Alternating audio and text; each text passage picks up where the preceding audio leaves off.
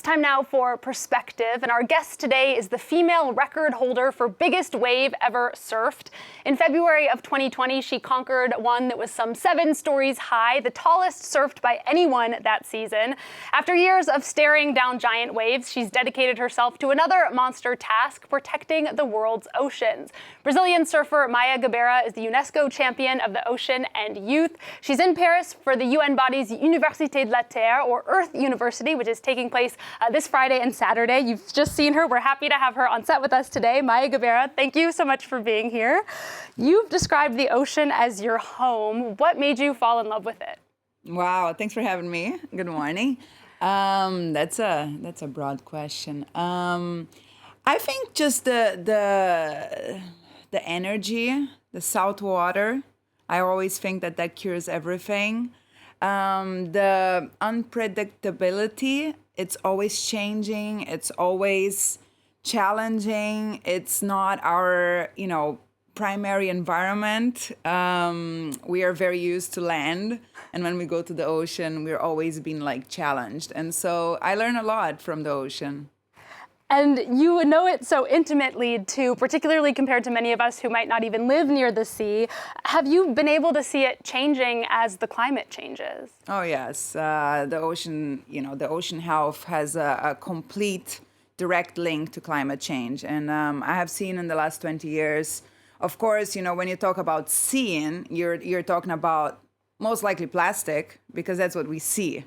But I also do feel and know by science, or through science, the amount of life we're losing. So there's a greater amount of plastic, that's for sure, and that I can see in every corner of those very distant islands I go to. Sometimes I travel 3 days and all I see it's plastic. And I'm like, wow, the ocean really connects us all, and it just travels. And then, there's more the underlying issues of, ocean acidity, the levels are rising, that is also, completely linked to climate change, and we're losing, overfishing is a huge matter, protection of habitat. So it's a huge task. I think it's bigger than those waves. And we did just have a climate conference, the COP27. It wrapped up in Egypt. Many leaders and activists have really decried the lack of progress that was made on fossil fuels. Did we see any progress when it comes to ocean protection? Well, fossil fuels is completely related to ocean protection. So if we're giving out more permits, that seems like we're going backwards, right? I mean, we were in a moment where I think we all realized we have to move away from fossil fuels. And, of course, the world had a huge change of a situation, politically speaking. And we're all struggling to find energy sources. And we're going, it looks like a lot of the leaders are going back to giving out permits for fossil fuel. But fossil fuel is completely related to ocean protection. So I think that we're lacking action. I think that, leaders, and we talk a lot, but what are we doing? And I think it's completely linked to economical situations, political situations. So it's a complex thing to take care of. But the reality is that we don't survive without, protecting the ocean, protecting the forests, and dealing with all of that. So we really can't just turn away and do something else. I mean, I would love to be surfing today, but I'm in Paris, and I have a job to do, and I'll be here for a few days, and I'll try my best to do what I can do. But the fact is that we can all do something, and that's what I try to tell everyone, that everyone has a role on this. Yeah, I know that you're someone who, obviously change needs to happen at that structural level, but you are someone who believes in taking those small actions in our daily lives. Can you talk about some of the small actions that you take? Plastic, always trying to avoid especially the single-use plastic, which I think is the bigger issue when we talk about plastic. Being conscious about what you buy, where it comes from. I buy less. I think we have a lot going around the world as far as things.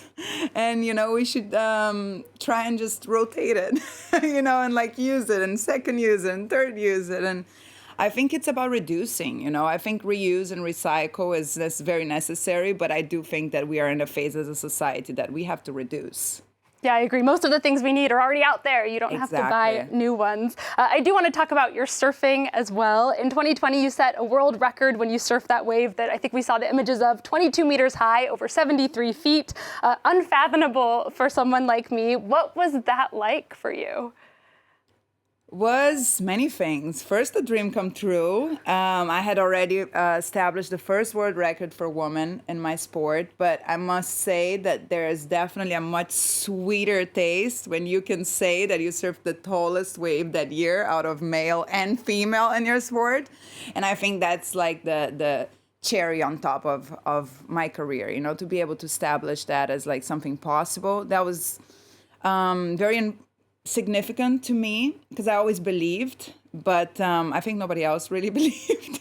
And then when you prove, you're like, well, that's it. Come on, girls. Just do the next one and the next one. And you just kind of open that possibility, And the ride itself was magnificent. I mean, it was completely scary because it broke really right behind me. And I had this, huge explosion and very loud noise. And eventually it did pick me up and I fell and I had to deal with the end of that turbulent ride. But the fastest I've gone on a surfboard, the most challenged I've been on a wave, and probably the highlight of my career. So it looks terrifying. And you were talking about what it meant to you as a woman. Does surfing remain a pretty macho sport? Yeah, surfing is completely male-dominated as a sport, professionally, and also if you speak about just going out for a surf, and training every day, you're constantly surrounded by men in the water. Sometimes you have 1, 2, 3 girls, but then you have 4, 40, 50, 60 guys to compete with waves every day. So it's been quite a wonderful way of growing up because, I had to learn how to stand up for myself, fight for waves, learn not only in my professional life how to work with men, but also in my daily life, how to operate with amateur surfers, with everyone on the ocean, because the ocean's free. And it's not like tennis, right? You go to the court and you practice and it's everything structured and you're private. The ocean is this wild, wild place, and that's, I think it's also what I love about my sport, and it's also a lot of the beauty and the challenges also of protecting the ocean, because it is this wild place, where you make laws and who's going to look out for it. And it's kind of pretty similar when you're surfing. It's this wild west that you have to, really find your footing and, navigate that very male-dominated world. And then speaking of other sort of male-dominated sports worlds, the World Cup is taking place in Qatar. It's come under a lot of criticism, including about its climate impact. But then there were calls to sort of focus on the football, and a lot of players haven't spoken up about what's going on. As an athlete who some people might say is a politically engaged one, what do you think about that response?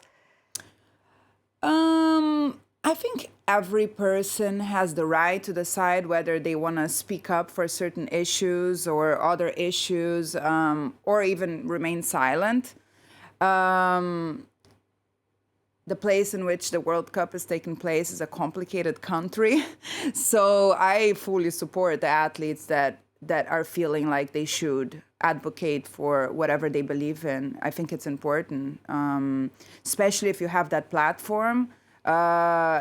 If you believe in something and you see something that's not fair, you should use your platform for good. I think that sometimes we want to see athletes as, just go do your job and be an athlete, but we're humans and we're part of a society. And I think we all have a duty as human beings.